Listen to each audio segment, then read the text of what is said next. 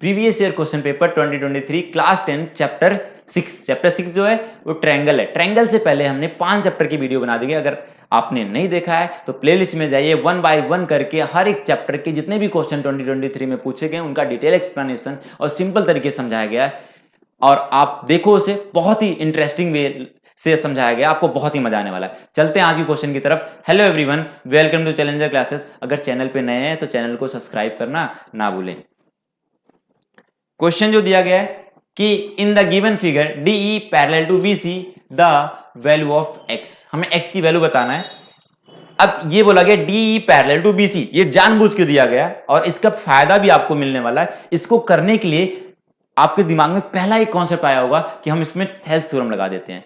ऐसा क्वेश्चन देखते हैं आप, थेल्स थ्योरम लगाते हो फटाफट, लेकिन यहां थेल्स थ्योरम का काम नहीं आने वाला। यहां सबसे पहले हमें दो ट्रायंगल को, जो नीचे वाला ट्रायंगल और एक पूरा बड़ा वाला ट्रायंगल, इसको आपको सिमिलर करना है। सिमिलर करना है किसको? छोटे वाले ट्रायंगल और बड़े वाले ट्रायंगल का। अब देखते हैं, हमने छोटे वाले ट्रायंगल बहुत ध्यान से हमने कुछ एक छोटा वाला ट्रायंगल बना लिया, एक बड़ा वाला ट्रायंगल है। इन दोनों का नामकरण कर देते हैं। जो इनका जो ठीक है नाम है ADE, ADE और क्या हो जाएगा ABC,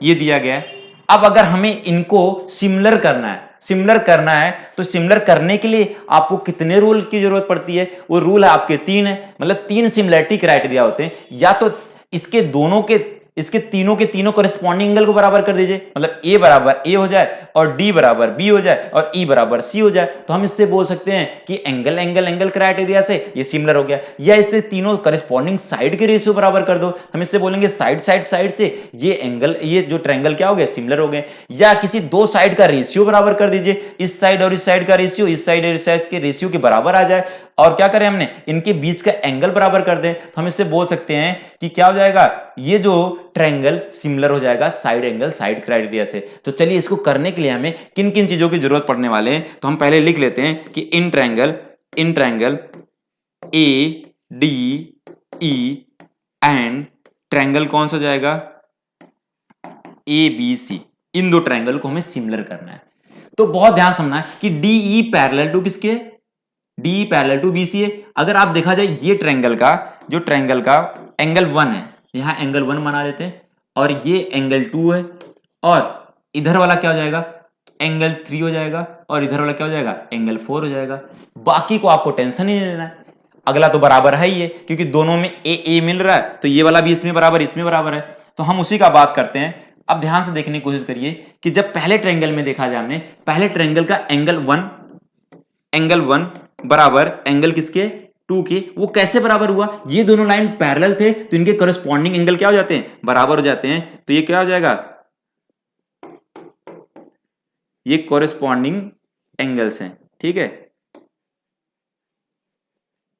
कॉरेस्पॉन्डिंग एंगल हो गए। दूसरा क्या हो जाए, ये 3 बराबर 4 हो जाएगा, एंगल 3 बराबर एंगल 4 हो जाएगा, वो भी कौन सा एंगल है, यही कॉरेस्पॉन्डिंग एंगल है, ठीक है। और तीसरा भी एंगल बराबर कर सकते हैं, क्योंकि इसमें भी A वाला एंगल मिल रहा है, इसमें भी वाला, तो एंगल A बराबर एंगल A हो जाएगा। तो हम बोल सकते हैं कि ये किससे हो जाएगा, ये दोनों में कॉमन है, क्या है, ये दोनों में कॉमन है, ठीक है।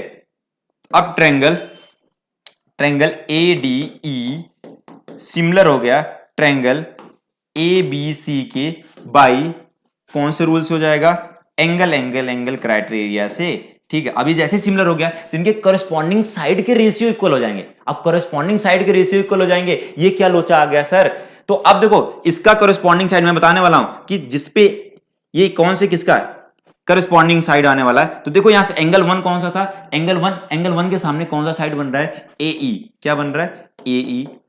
और एंगल 1 किसके बराबर था, एंगल 2, तो एंगल 2 के सामने जो ये एंगल 2 पूरा है, एंगल 2 के सामने था AC, AE अपॉन में AC करोगे तो ये रेशियो सेम आने वाला। फिर दूसरा क्या, एंगल 3 बराबर था, किसके बराबर था, AD के बराबर था। और एंगल 4 क्या था, एंगल 4 पूरा है, तो एंगल 4 AB के बराबर आ जाएगा, किसके बराबर आ जाएगा, AB के बराबर आ जाएगा।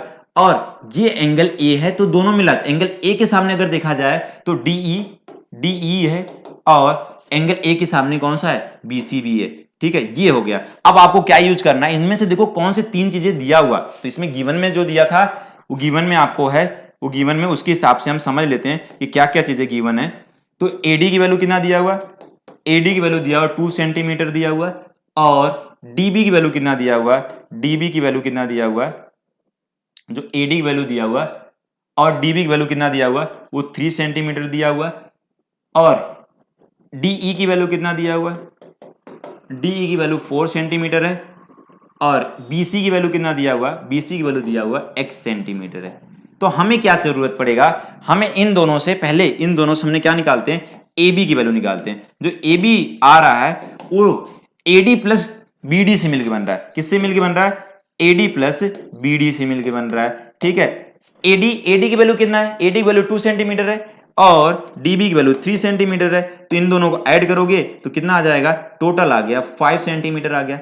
अब बस इसमें वैल्यू पुट कर दीजिए, इन दोनों में वैल्यू पुट करिए, इसका यूज नहीं करना हमें। तो AD अपॉन में AB जो है, AD अपॉन में AB इक्वल आ जाएगा वो DE अपॉन में किसके आ जाएगा, BC के। तो AD की वैल्यू कितना आ गया, AD की वैल्यू दिया 2 और AB की वैल्यू निकालने हमने 5, और DE की वैल्यू कितना है, DE की वैल्यू है 4, और BC की वैल्यू कितना दिया हुआ, BC की वैल्यू है x। अब इसको सॉल्व करोगे, इधर आ जाएगा 2x और इधर आ जाएगा 20, तो x की वैल्यू कितना आ जाएगा, 10 सेंटीमीटर।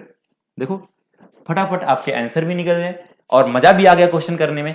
आपको क्वेश्चन बहुत अच्छे से समझ में आया होगा, कैसे मैंने समझाया कि एक टॉपिक को, उसको ध्यान रखना कि अगर कहीं पर ये बीच वाले चीजों को पूछा था, इसका मतलब इन दो ट्रायंगल को सिमिलर करके इनको ही सॉल्व कर सकते हो। अगर आपको इधर और इधर में से कोई पूछा जाता है, उसके लिए थेल्स थ्योरम लगा सकते हो आप। ठीक है, तो चलते हैं आज का क्वेश्चन। अगर आपको बहुत अच्छे समझ में आया और आपका कॉन्सेप्ट अच्छे से क्लियर हुआ तो ये कमेंट करना ना भूलें और अपने दोस्तों को शेयर करना भी ना भूलें।